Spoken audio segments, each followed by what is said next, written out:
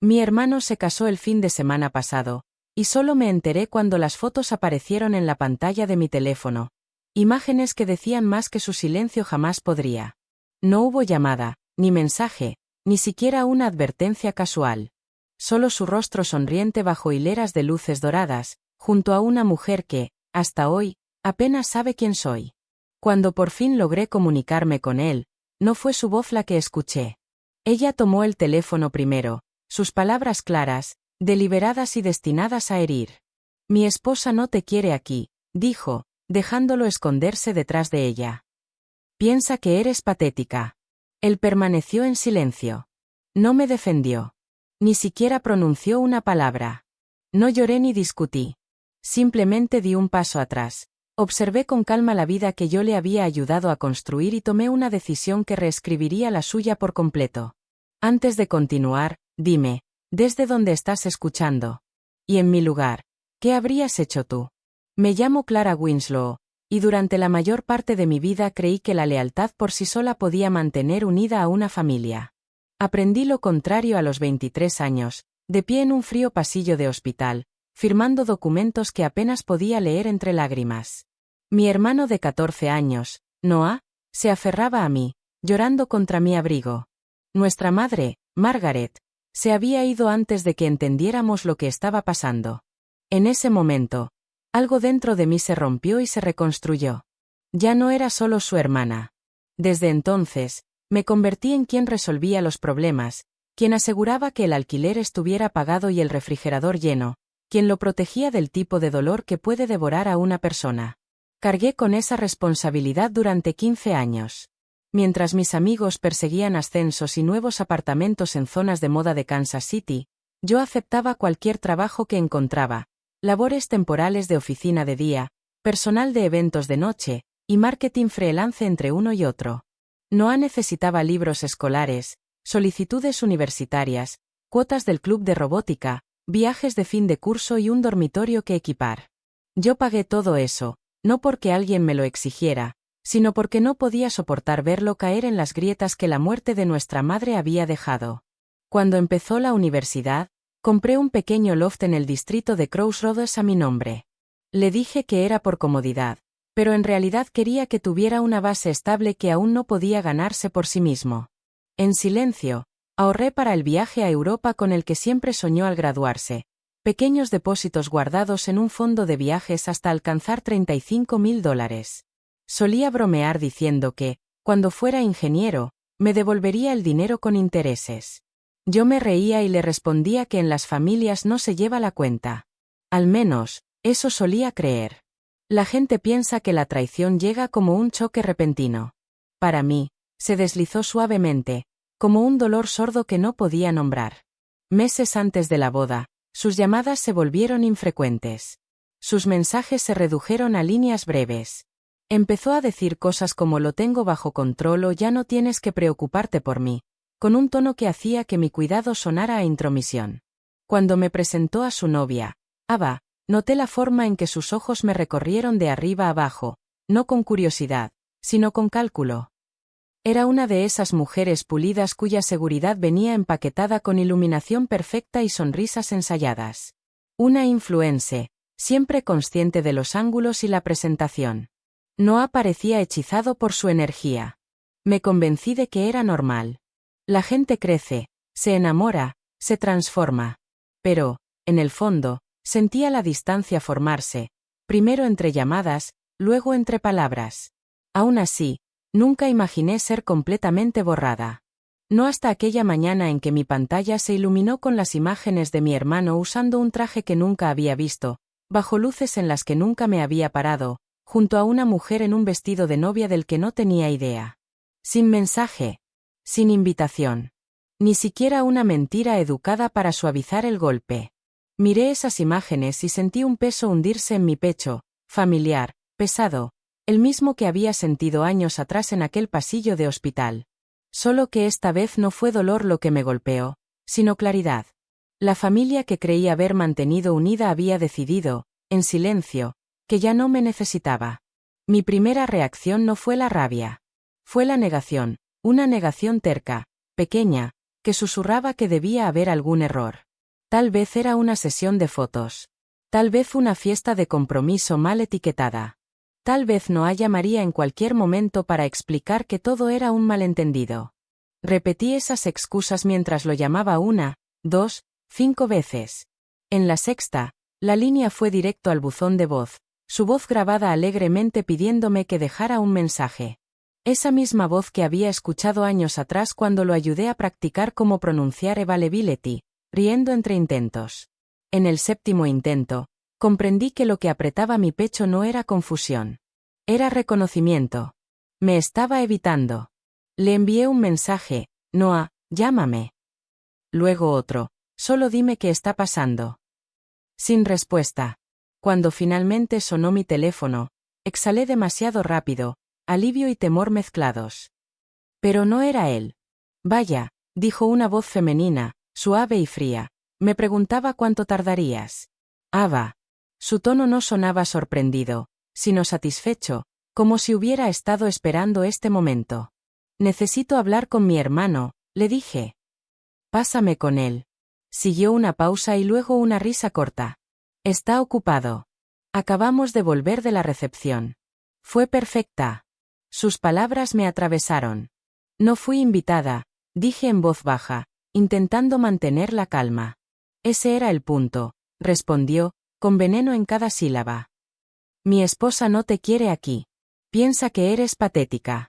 Por un segundo, no oí nada, ni su respiración, ni la mía. Solo el eco de esa palabra estirándose dentro de mi cabeza. Patética. Mi mano se aferró al teléfono. ¿Noah dijo eso? Pregunté al fin. No tiene que hacerlo, contestó con frialdad. Está de acuerdo. De fondo, alcancé a oír su voz, vacilante, apagada. Ava, solo dame el teléfono. No, replicó ella, más fuerte esta vez, asegurándose de que la escuchara. Tiene que entenderlo. Somos adultos ahora. Ya no necesitamos que nos controle. Controlar. De todas las cosas que podría haberme llamado, esa fue la que más dolió. Inspiré con calma y dije, con una serenidad que incluso me sorprendió. Yo pagué el loft en el que estás parada ahora mismo. Compré sus muebles, dije, con voz firme. Pagué su matrícula. El fondo de viaje que probablemente planeas gastar también es mío. Yo construí ese futuro para él. Dime, ¿dónde está el control en darle a alguien toda su vida? Ella bufó, un sonido afilado y ensayado. Exactamente, dijo. Usas el dinero para mantenerlo dependiente de ti. Es patético. Pero no te preocupes, nos haremos cargo de todo desde ahora. Se acabó vivir bajo tu sombra. Necesito hablar con él, repetí, negándome a igualar su tono. Finalmente, la voz de Noah rompió el ruido, baja y temblorosa. Clara, es solo que, no queríamos drama. ¿Drama? Repetí suavemente. Tuyo, dijo, con las palabras titubeantes. Haces que todo pese más de lo necesario. Ava tiene razón. Necesito espacio. Necesitamos espacio. Tu constante presencia no ayuda. Cerré los ojos, y 15 años de sacrificio pasaron frente a mí como viejas cintas de cine, noches sin dormir, segundos trabajos, facturas impagas equilibradas con fuerza de voluntad, comidas saltadas para que él no tuviera que hacerlo. Cada momento, cada elección, borrados en segundos. La voz de Ava regresó, triunfante y cruel. Ahí lo tienes, ya lo escuchaste. Acéptalo y sigue adelante. Luego la línea se cortó. Me quedé sentada, el teléfono en la mano, sintiendo como el ardor subía lentamente desde el estómago hasta la garganta. Vergüenza, traición, tristeza, mezcladas en algo más filoso y más frío. Podría haberme quedado congelada, llorado o gritado.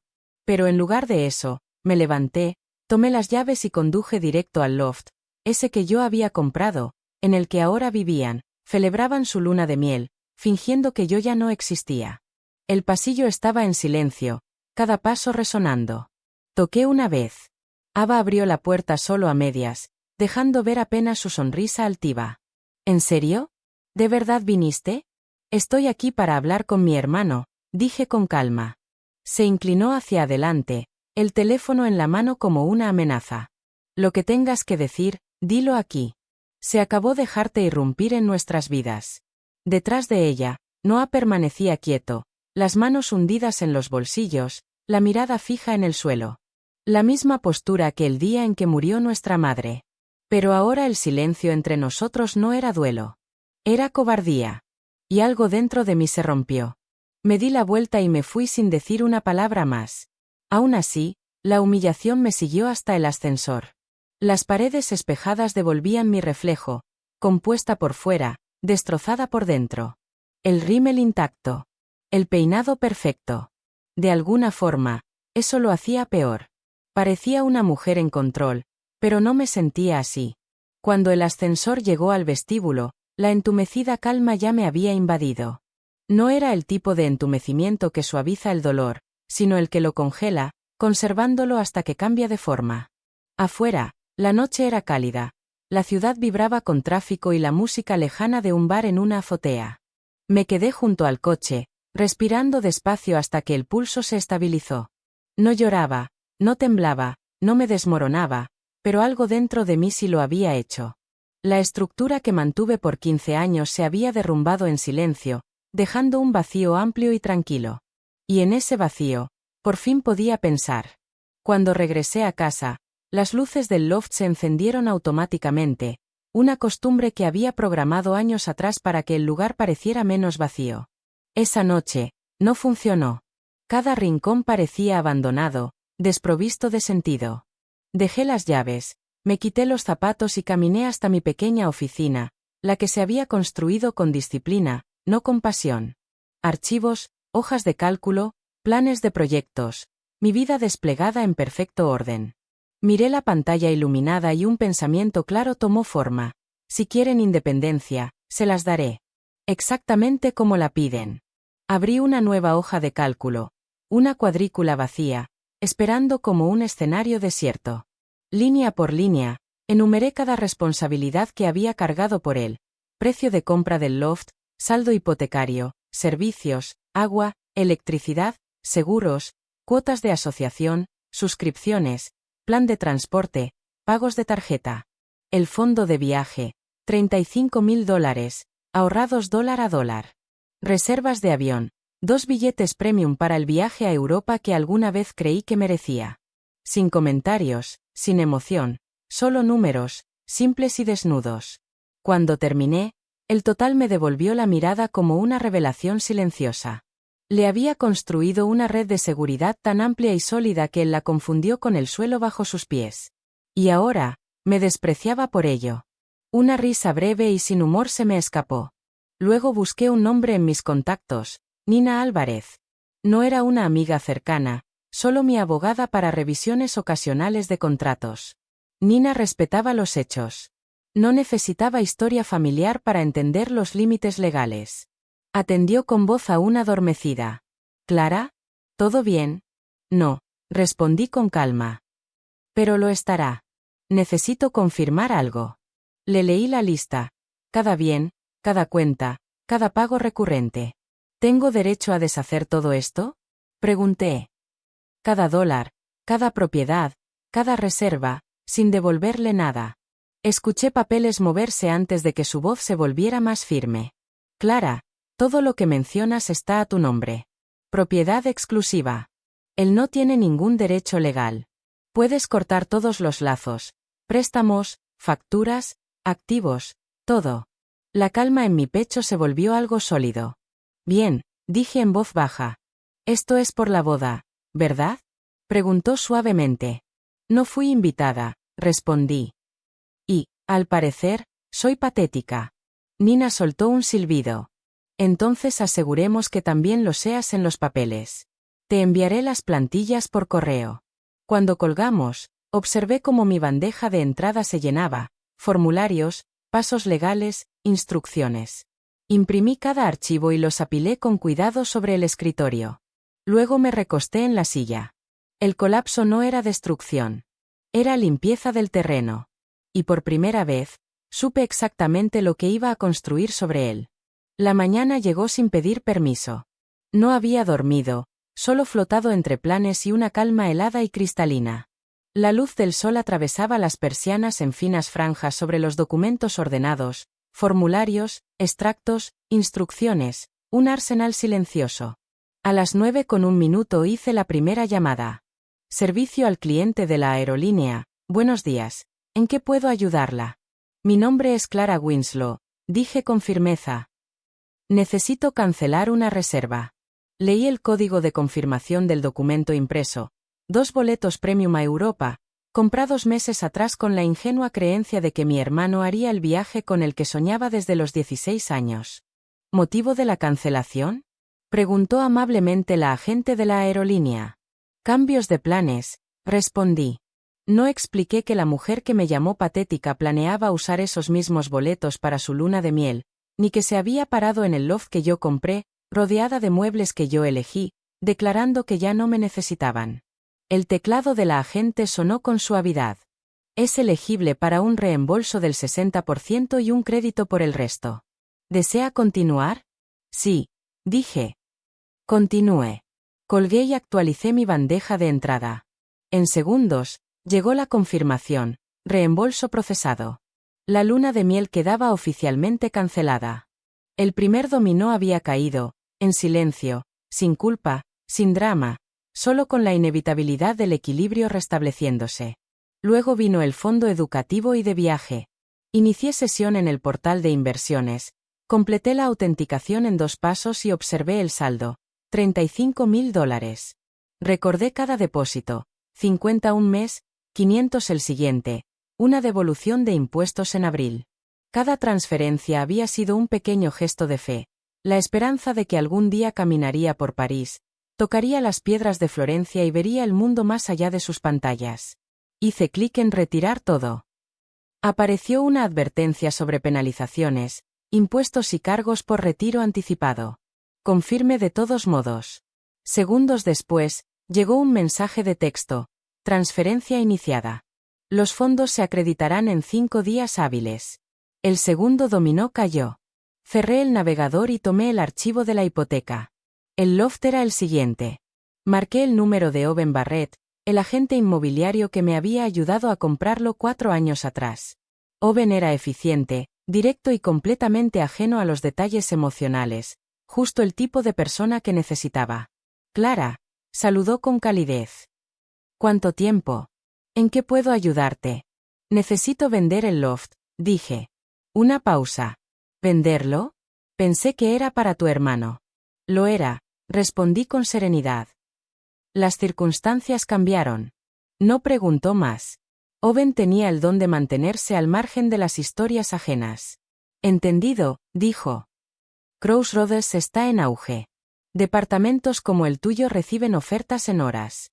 Si lo listamos hoy, probablemente tengamos comprador para el fin de semana. Hazlo, dije. Sin puesta en escena, sin demora. Perfecto. Te envío los documentos. En menos de 1 hora, los papeles estaban en mi bandeja de entrada. Los revisé, firmé y envié de vuelta.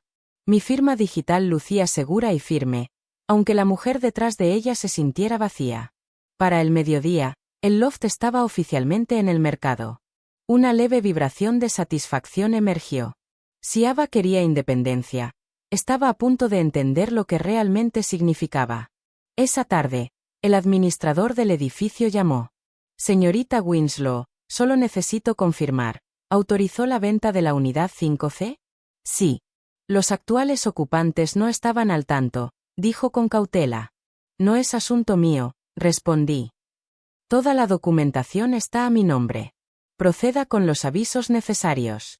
Exhaló despacio, comprendiendo solo fragmentos de la historia, pero lo suficiente para mantenerse al margen. Entendido. Nos encargaremos. Le di las gracias y colgué. En mi mente, ya podía ver la escena desarrollándose en ese loft. Ava caminando de un lado a otro, no ha confundido, ambos hojeando documentos que no comprendían, dándose cuenta de que el suelo bajo su nueva vida nunca les había pertenecido. Querían libertad. La estaban obteniendo. Esa noche, Owen volvió a llamar, la emoción filtrándose en su voz. No lo vas a creer. Ya tenemos 2 ofertas, una de ellas en efectivo y por encima del precio solicitado. Toma la oferta en efectivo, dije. ¿Estás segura? Normalmente te gusta. Tómala. Él la aceptó en mi nombre. El proceso de cierre comenzó en menos de 24 horas. No le avisé a Noah. No lo advertí. Él no me avisó de su boda. Justicia es justicia. Las siguientes tareas fueron simples, casi mecánicas. Inicié sesión en cada cuenta de servicios públicos y transferí todo fuera de mi nombre, con efecto inmediato. Luego vinieron las suscripciones, contraseñas cambiadas, perfiles eliminados. El plan familiar de teléfono, su número, removido. La tarjeta de crédito compartida, usuario autorizado, revocado. Cada clic trazaba un nuevo límite, reemplazando 15 años de líneas difusas por bordes precisos y deliberados. Cuando terminé, miré mis manos. Estaban firmes. Compuse un mensaje, breve, factual, sin emoción. Tú querías independencia. Ya la tienes. No me contactes de nuevo. Lo envié y bloqueé su número antes de que aparecieran los puntos de escritura. 2 días después, comenzaron a llegar las repercusiones, no en persona, sino a través de mensajes de voz y correos. El administrador del edificio dejó un recado explicando que Ava había irrumpido en su oficina, furiosa y exigiendo respuestas. Decía que debía haber un error. Noah había intentado llamarme varias veces, pero sus intentos no llegaban a ningún lado. Poco después, Owen envió la confirmación. El depósito del comprador había sido recibido. El cierre ocurriría en 10 días. Noah y Ava estarían legalmente obligados a desalojar. Pude imaginar el momento en que recibieron el aviso. La indignación incrédula de Ava, la confusión silenciosa de Noah, ambos comprendiendo demasiado tarde que la generosidad nunca fue sinónimo de derecho. Pero no sentí triunfo. Solo claridad. No puedes cortar a alguien de tu vida y seguir esperando que la siga construyendo por ti. Una semana más tarde, Owen envió el mensaje final, cierre completado. Fondos transferidos. Observé la cifra en mi cuenta. No era solo dinero. Era prueba de cierre. El love se había ido. La luna de miel, también. La línea financiera, cortada. Y por primera vez desde aquellas fotos de la boda, sentí que la presión en mi pecho cedía, no alivio, exactamente, sino algo más suave, como el primer respiro después de salir a la superficie. 2 semanas después, Owen volvió a llamar, incrédulo. No lo vas a creer, Clara. Tu hermano vino a la agencia. Quería saber qué pasó, por qué vendiste, porque todo se cerró. Esperé. ¿Y qué dijo? Owen vaciló. Solo una cosa. Dijo que fuiste demasiado lejos. Una risa baja escapó de mis labios. ¿Demasiado lejos? Repetí. La voz de Owen se suavizó. ¿Estás bien, Clara? Lo pensé. Y respondí con honestidad. Sí. Y por primera vez, es verdad. El verdadero clímax no llegó con llamadas, ventas o reembolsos. Llegó con el silencio. Los días se volvieron semanas sin mensajes, sin disculpas, sin contacto, solo el eco de una relación que había sobrevivido únicamente gracias a mi esfuerzo. Y al fin, la comprensión se asentó en silencio. No lo había cortado realmente, él se había marchado mucho antes. Todo lo que hice fue cerrar la puerta por la que ya había salido. Pasaron 4 meses sin un solo mensaje, llamada ni rastro de comunicación entre nosotros. Mi mundo no se derrumbó como él quizá habría esperado. En cambio, se volvió tranquilo, más limpio, más enfocado, firme en su sencillez. Obtuve un ascenso en el trabajo, me mudé a un apartamento más pequeño que por fin sentía como mío, e incluso reservé un viaje en solitario a Yellowstone simplemente porque quise, sin tener que consultarlo con nadie. Aprendí que el silencio podía ser una forma de libertad. Entonces, una tarde tranquila, mi teléfono se iluminó con un número desconocido. Estuve a punto de dejar que sonara hasta el final, pero el instinto me hizo responder. Clara. La voz de Noah estaba rota, áspera, nada que ver con el hombre seguro que una vez me dijo que necesitaba espacio. Sus palabras salían en fragmentos, tropezando unas con otras, como si pesaran demasiado para sostenerlas. Ava había agotado sus ahorros persiguiendo patrocinios y acuerdos publicitarios que nunca se concretaron. La luna de miel cancelada la había humillado públicamente, convirtiendo la admiración en burla. Perder el loft los había dejado vagando de un alquiler temporal a otro. Y el golpe final. Ella lo había abandonado, llevándose la mitad de las deudas restantes. No tengo a dónde ir, susurró. ¿Puedo quedarme contigo, solo hasta que me recupere? No grité. No le recordé lo que había dicho ni todo lo que dio por sentado. Simplemente inhalé una vez, lenta y firme. No, respondí con calma. Querías independencia. Vívela. Luego colgué y bloqueé el número antes de que el peso de la vieja culpa pudiera colarse otra vez. Cuando dejé el teléfono, no sentí triunfo. Sentí quietud, como una puerta que al fin encaja perfectamente después de años de estar mal colgada. Mi vida ahora es más pequeña, pero es mía. Me despierto sin esa ansiedad sorda de quien necesitará ser rescatado a continuación. Paso los fines de semana caminando por senderos, cocinando para una sola persona y llenando mi hogar solo con cosas que elegí para mí. Cortarlo no fue venganza. Fue preservación, el acto de sobrevivir sin pedir perdón. Si alguna vez tuviste que poner un límite tan firme que dolió como una pérdida, recuerda esto, no estás solo. Cuéntame desde donde escuchas y qué habrías hecho en mi lugar. Y si esta historia te dejó algo, suscríbete para no perderte la próxima.